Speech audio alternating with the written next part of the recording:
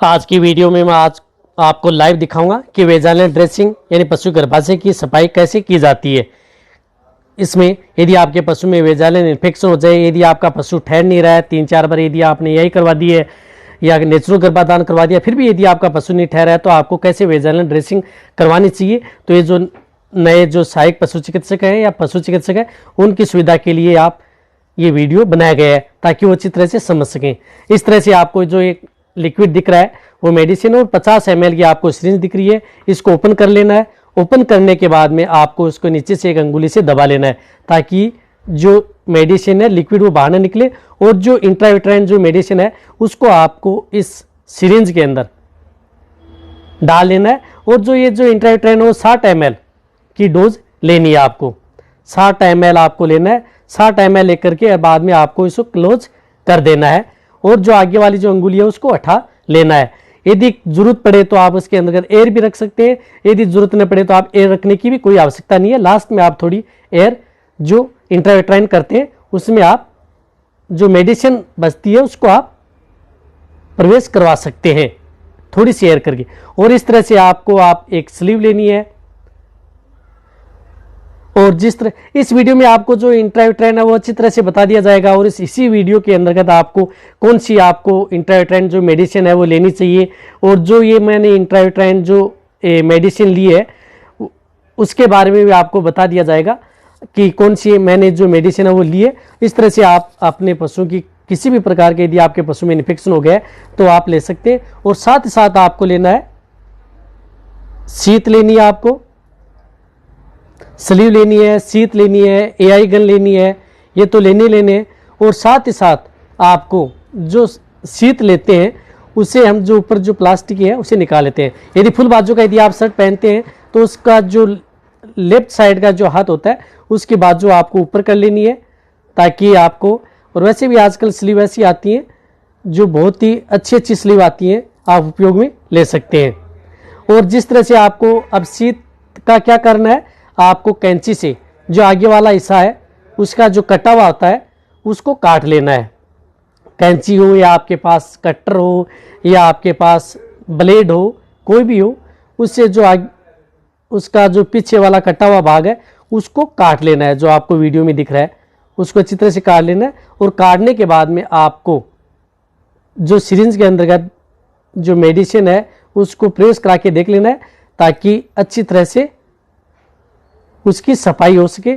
जब ये दिया, अब आपको जो वीडियो में दिख रहा है स्लीव लेफ्ट साइड में और कोई राइट साइड में, किसी हाथ में यदि पहन करके आप करते हो, जिस प्रकार से मैं लेफ्ट साइड में पहनता हूं, और जो मैं स्लीव है मेरी वो है लुब्रिकेंट, यानी इस पर आपको किसी प्रकार के ऑयल की कोई ज़रूरत नहीं है। ये लुब्रिकेंट स्लीव है, ये आप उपयोग में ले सकते हैं। उपयोग में लेने के बाद में आपको एआई गन, इंट्राविट्राइन मेडिसिन और साथ में शीत, ये आपको साथ में रखनी है। इस वीडियो में आपको डिटेल से बता दिया जाएगा किस तरह से। अब जो मैं जिस पशु की जो ड्रेसिंग कर रहा हूँ वेजाइनल ड्रेसिंग, इस पशु की क्या है कि सभी पशुओं की जो गर्भाशय है उसकी साइज अलग अलग होती है, किसी का गहरा होता है, किसी का थोड़ा नज़दीक होता है, इस तरह से। लेकिन जो ये केस है जो मैं जिस पशु की वेजाइनल ड्रेसिंग कर रहा हूँ, इस तरह से आप शीत को क्या है कि एआई गन के अंतर्गत ऊपर जो क्लिक किए ऊपर आपको डाल लेना है। किसको? शीत को एआई गन के ऊपर। इस तरह से आप स्लीव को अच्छी तरह से हाथ से ऊंचे कर लेना है ताकि आपका जो शर्ट है वो उस पर ज़्यादा कोई जैसे गोबर है उसका डिस्चार्ज है वो न लगे। और आप उसी तरह से आप जिस तरह से जो सिरिंज है लिक्विड भरी उसको आप किसी जो नज़दीक है उसे दे देना है हाथ में। और आपको जो क्या करना है, हाथ को किस तरह से डालना है, आपको एनस के अंतर्गत आपको हाथ डालना है। डायरेक्ट हाथ नहीं डालना है, क्लॉकवाइज और एंटी क्लॉकवाइज आपको हाथ को घुमाते हुए आपके पशु के अंदर हाथ डालना है। इस बात का आप जरूर ध्यान रखें। यदि क्लॉकवाइज एंटी क्लॉकवाइज आराम से यदि हाथ डालेंगे तो पशु भी ज़्यादा दुख नहीं पाएगा। और साथ ही साथ हाथ डालने के बाद में उसमें से जो गोबर है वो भी आपको निकालना है। उसके अंदर जो भी अपशिष्ट पदार्थ है, लिक्विड है वेजाना के अंतर्गत, वो भी आप उसको बाहर निकालने की कोशिश करना है। इसमें मैं वीडियो को ब्लर करके नहीं दिखाऊंगा, आपको क्लियर दिखाऊंगा कि किस तरह से आप जो पशु का गोबर है उसको बाहर निकालना है। अब आपको लग रहा है कि बहुत ज़्यादा जो जोर आजमाइश हो रही है, लेकिन बिल्कुल नहीं हो रही है, आपको दिखने में लग रहा है। और आराम से पशु को जो गोबर है उसको बाहर निकाला, गोबर को बाहर निकालने के बाद में आपको इसमें जो डिस्चार्ज है, जो दिख रहा है आपको लिक्विड डिस्चार्ज, उसको कंप्लीट करना है। जैसे भी आप अंदर हाथ डालेंगे एनस के अंतर्गत, तो आपको पता लग जाएगा कि यूट्रस के अंतर्गत कितना लिक्विड भरा हुआ है। यदि आप अच्छी तरह से यदि सफाई करते हैं, पशु की वेजाइनल ड्रेसिंग करते हैं, बहुत लंबे समय से करते हैं, तो आप उसके अच्छी तरह से आप देख रहे हैं आपको कितना लिक्विड डिस्चार्ज है उसके अंदर, इन्फेक्शन ज़्यादा है इसमें, इसलिए उसको बाहर निकालना है। और फिर आपको जो वेजाइनल ड्रेसिंग करनी है, वेजाइनल ये पूरा कंप्लीट करना आपको, जितना जो डिस्चार्ज आपको लग जाएगा जब भी आप हाथ अंदर डालेंगे, तो इसके अंतर्गत भरा हुआ पता लग जाएगा कि कितना इसके अंदर डिस्चार्ज है। उसको यदि कंप्लीट यदि आप बाहर निकालेंगे और फिर आप वेजाइनल ड्रेसिंग करेंगे, ताकि आपके पशु की अब जो मैं पशु की जो अब इस तरह से आपको एआई गन को अंदर प्रवेश डालना है, जो वेजाना के अंतर्गत ऊपर से जो नीचे लेकर के थोड़ा ऊपर एंगल बना करके 60 डिग्री का कोण बना करके फिर 90 डिग्री एंगल पर लाना आपको इस तरह से। लेकिन जो ये पशु है इसकी यूट्रस है वो नज़दीक है, ज़्यादा गहरा नहीं है। कई कई पशु में जो एआई गन है वो पूरी चली जाती है, कई कई पशु में थोड़ी जाती है। इस तरह से अब क्या है कि मैं जब भी अंदर सेट कर दिए, अंदर सेट करने के बाद में आपको एआई गन को बाहर निकाल लेना है। एआई गन को बाहर निकालने के बाद में जो क्या बचती है, शीत है, उस शीत को मैंने अंदर सेट कर दिया और एक हाथ से उस शीत को पकड़ लिया, और जो एक हाथ से जो ये लिक्विड है इंट्रायूटेराइन मेडिसिन, उसको आपको क्लिक करना है, आराम से क्लिक करना है धीरे धीरे, क्योंकि जो जैसे यदि हम जोर से क्लिक करेंगे तो वहाँ पर आगे क्या है कि जो एयर होती है, एयर की वजह से भी क्या है कि जो मेडिसिन हम चढ़ाते हैं, इंट्रायूटेराइन करते हैं, उसमें थोड़ा समय लगता है। इसलिए आपको आराम से क्लिक करना है। क्लिक करने के बाद में ये पूरी दवाई छोड़ने के बाद में आप उस पशु को, कई कई जो मेडिसिन है ये जलन करती हैं, जैसे ये मेडिसिन मैंने छोड़ी है ये यूट्रस में बहुत ज़्यादा जलन करती है, तो जलन करती है तो पशु क्या है कि इधर उधर पैर पटकता है। इसमें घबराए नहीं, घबराने की कोई बात नहीं। इस तरह से थोड़ी एयर ले लेना है, सिरिंज में एयर करके और उसमें थोड़े अंदर डालना है, एयर अंदर प्रवेश करवानी है, ताकि उसके अंदर जो मेडिसिन है वो पूरी यूट्रस में चली जाए। आपको ये बात दूर रखनी है, जो भी ये मेडिसिन है आपको गर्भाशय के अंतर्गत छोड़नी है, मिड सर्विक्स में नहीं, यूट्रस के अंतर्गत। यूट्रस से आगे जो ओरन है उसके अंतर्गत ये दवाई चली जाएगी। और कौन सी मेडिसिन आपको यूज में लेनी चाहिए वो भी आपको इस वीडियो में बता दिया जाएगा। कि वीडियो में मैं बताऊंगा कि आपको ये जो वेजाइनल ड्रेसिंग है उसके अंतर्गत कौन सी ऐसी मेडिसिन यूज में ली जाती है। जो पशु की वेजाइना जो ड्रेसिंग करते हैं, यानी जो सफाई करते हैं, यदि आपके पशु में जब पायोमेट्रा हो गया है, गर्भाशय में जब मुआद भर गई है, मेट्राइटिस हो गई है, तो इसके लिए कौन सी जो वेजाइनल इन्फेक्शन हो जाए तो क्या करना पड़ता है। तो इसके लिए जिस प्रकार से एक विरबे कंपनी की आती है लिक्सन, जिसके अंतर्गत साल्ट आता है सिपालेक्सिन, ये भी क्या है कि एक पाउडर फॉर्म में आती है 4 ग्राम, और इसे 60 ml इसके अंतर्गत जो डिस्टिल वाटर होता है उसके साथ मिला करके, और इसे हम 60 ml मेट्रोनिडाजोल आता है लिक्विड, उसे भी मिला करके आप अपने पशु की जो वेजाइनल इन्फेक्शन है उसकी वेजाइनल ड्रेसिंग हम कर सकते हैं।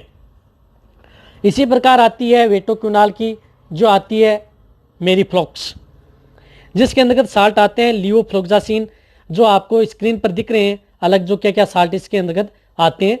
ये जो वेटोक्यूनोल की आती है ये 60 ml के अंतर्गत आती है। इसका उपयोग भी क्या किया जाता है, इंट्रायूटेराइन वेजाइनल इन्फेक्शन में ही उपयोग में लिया जाता है, जो मेरीफ्लॉक्स आयु के नाम से आती है। इसी प्रकार आती है मैनकाइंड की ओप्लाकाइंड ओजेड, जिसके अंतर्गत साल्ट आता है ओफ्लोक्सासिन एंड ओरिनिडाजोल, ये भी 60 ml की वाइल आती है। इसको भी हम उसमें जो वेजाइनल ड्रेसिंग है उसके अंदर हम यूज में लेते हैं।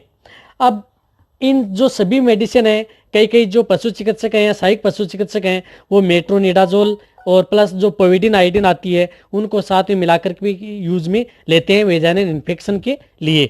सबकी अलग अलग चॉइस है और आपके पशु में किस प्रकार का वेजाइनल इन्फेक्शन है उसी के अनुरूप देखते हुए ये जो मेडिसिन है वो यूज में ली जाती हैं। अब जो ये मेडिसिन होती है कम से कम आपको जो ये मैंने ये दिखाई है, जो मैं यूज में लेता हूँ वो मेडिसिन आपको दिखाई है। जो किसी भी प्रकार का यदि वेजाइनल इन्फेक्शन हो, किसी में किस प्रकार का है, किसी में किस प्रकार का है, उसी के अनुरूप ये मेडिसिन यूज में ली जाती हैं। लेकिन आपको लगातार कंटिन्यूटी 3 दिन जो ये मेडिसिन है सभी की सभी लगातार 3 दिन आप अपने पशु की वेजाइनल ड्रेसिंग करनी है या पशु चिकित्सक से करवानी है। वैसे आजकल एक एक दिन के लिए भी वेजाइनल जो इन्फेक्शन होता है नॉर्मल, उनके लिए भी वेजाइनल जो ड्रेसिंग की जाती है वो आती हैं। लेकिन जो एक दिन के लिए जो रिजल्ट मिलता है वो इतना बेटर नहीं है जितना आप 3 दिन आप अपने पशुओं की जो वेजाइनल इन्फेक्शन हो जाए उसकी यानी सफाई करते हैं तो कम से कम 3 दिन तो आप यूज में ले ही लें। यदि आपके पशु में ज़्यादा मेजर प्रॉब्लम है तो उसमें 5 दिन भी आप यूज में ले सकते हैं। अब 3 दिन का बात यह है कि जिस प्रकार से सपोज करो यदि आपने आज मेरी फ्लॉक्स आयु यूज में ली है और सुबह आपने 10 बजे आपने अपने पशु की जो वेजाइनल ड्रेसिंग की है, तो आप एक बात ये जरूर ध्यान रखें कि दूसरे दिन जब भी आप अपने पशु की यदि वेजाइनल जो इन्फेक्शन हो चुका है उसकी यदि ड्रेसिंग यानी सफाई करना चाहते हैं तो दूसरे दिन उसकी 10 बजे से पहले पहले यानी 10 बजे के बाद में यदि आप अपने उस पशु की यदि उसकी जो ड्रेसिंग करते हैं या सफाई करते हैं तो वो इतना इफेक्टिव नहीं है और नहीं आपके पशु को जो सफाई करते हैं उसमें इतना रिजल्ट मिलने वाला नहीं है। ये बात आप ज़रूर ध्यान रख लें। सभी जो पशुपालक हैं इस बात का आप ज़रूर ध्यान रखें। यदि आपके पास यदि कोई भी पशु चिकित्सक या सहायक पशु चिकित्सक यदि आपके पशु की उदाहरण के तौर पर मान लो आज 10 बजे यदि आप सुबह 10 बजे आपके पशु की जो दवाई छोड़ करके गया है तो उससे कल दूसरे दिन 10 बजे से पहले पहले आप अपने पशु की जो ये मेडिसिन है वो छुड़वा लें। और फिर तीसरे दिन क्या करना है कि जो दूसरे दिन यदि आप जैसे 10 बजे से 5 मिनट पहले छुड़ाते हैं तो तीसरे दिन आपको उससे 5 मिनट पहले आप इस मेडिसिन को छुड़वाना है या सफाई करवानी है। ये बात आप जरूर ध्यान रखें इन बातों का, तो आपके पशु की बहुत ही अच्छी वेजाइनल जो इन्फेक्शन है उसकी ड्रेसिंग होगी। कई बार पशु चिकित्सक या सहायक पशु चिकित्सक इसमें वो कर जाते हैं, जैसे आज पशु की 10 बजे यदि आपके पशु की है तो वो दूसरे दिन 12 या शाम को 4-5 बजे आते हैं। इस प्रकार से उसकी वेजाइनल जो ड्रेसिंग करते हैं वो इतना इफेक्टिव नहीं होती, न ही उसका रिजल्ट मिलता है। ये बात आप ज़रूर ध्यान रखें। ये छोटी छोटी बातें हैं, ये आपके लिए बहुत फ़ायदा देंगी।